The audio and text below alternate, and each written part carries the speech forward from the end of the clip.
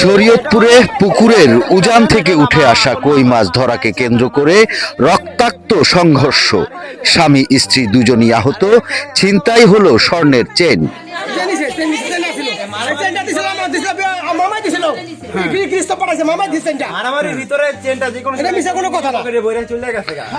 শরীয়তপুরের ভেদরগঞ্জ উপজেলার ছয়গাঁও ইউনিয়নের পাপরাইল গ্রামে ঘটে এই চাঞ্চল্যকর ঘটনা। ভুক্তভোগী ঝর্ণা আক্তার জানান, তার পৈতৃক পুকুরে দীর্ঘদিন ধরে মাছ চাষ করে আসছিলেন। গত বুধবার সন্ধ্যায় বৃষ্টির সময় পুকুর থেকে মাছ উপরে উঠে এলে স্থানীয় কয়েকজন জোরপূর্বক সেই মাছ ধরে নিয়ে যায় বলে অভিযোগ। নাইম, জামিল, ওর বাবা, ওর মা। এখন আপনি কি চান? আমি এর সুস্থ বিচার চাই।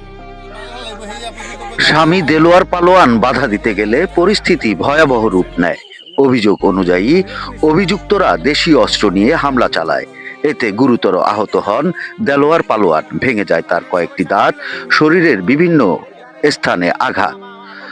স্ত্রী ঝর্ণা আক্তার স্বামীকে বাঁচাতে গেলে তাকেও মারধর করা হয়।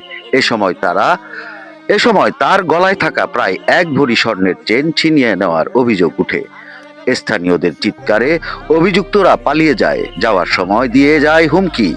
পরে আহতদের উদ্ধার করে নেওয়া হয় ভেদরগঞ্জ উপজেলা স্বাস্থ্য কমপ্লেক্সে। ভুক্তভোগী ঝর্ণা আক্তার বলেন, আমরা স্থানীয়ভাবে সমাধানের চেষ্টা করেছি, কিন্তু তারা কোনো বিচার মানেনি। এ ঘটনায় থানায় লিখিত অভিযোগ দায়ের করা হয়েছে। পুলিশ জানিয়েছে, তদন্ত করে আইনগত ব্যবস্থা নেওয়া হবে। এমন ঘটনা কি বাড়ছে গ্রাম অঞ্চলে? আপনার মতামত কমেন্টে জানান। ভিডিওটি শেয়ার করুন, সত্য সামনে আসুক।